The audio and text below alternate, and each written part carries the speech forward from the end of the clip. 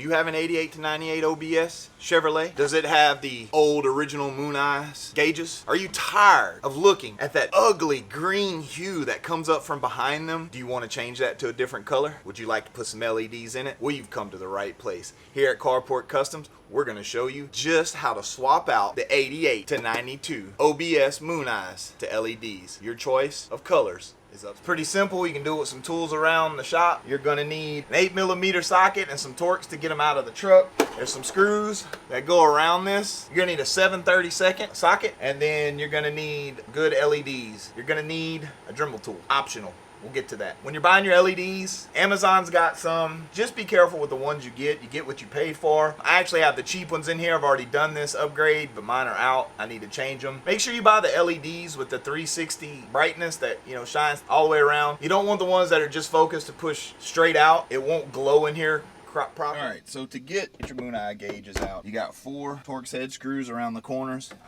Pull your bezel off. You're going to want to turn your key on, and if you have an automatic, you're going to want to pull your shifter down.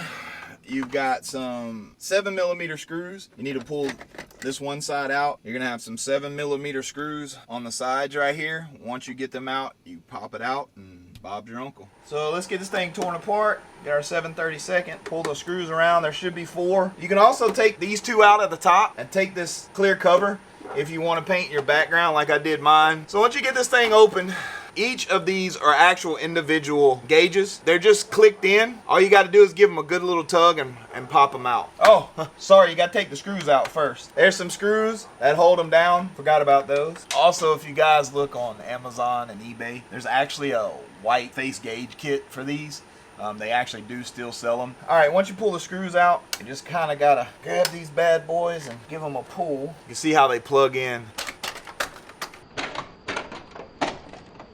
Show you all the LEDs that I have. These are cheap as hell. They suck. I'm changing them. You can see the different ones inside here. All the ones with the blue in them. Those are the ones you want to change out. With these LEDs, they only work going in one way. The little legs on the end are hot and ground. So kind of what you got to do is pull everything out, put your new LEDs in, then go put them in the truck and turn your lights on. See which ones are coming on. If there's ones that are not coming on, pull the bulb out, turn it around, flip it back in. We got our LEDs changed out basically. You just pull the old ones out, put your new LEDs in. But here's the thing, if you're running blue or green, you don't have to do the next step because it shines through. If you use any other color, the color's not going to shine through. And if you want the color to shine brighter, you got to do this. On the back side of this, y'all see that movement in the background? So that's what gives it that cool Chevy green hue, is this plastic right here. So you got to cut this plastic back here to be able to make the light shine through brighter. So that's what we're going to get to right here.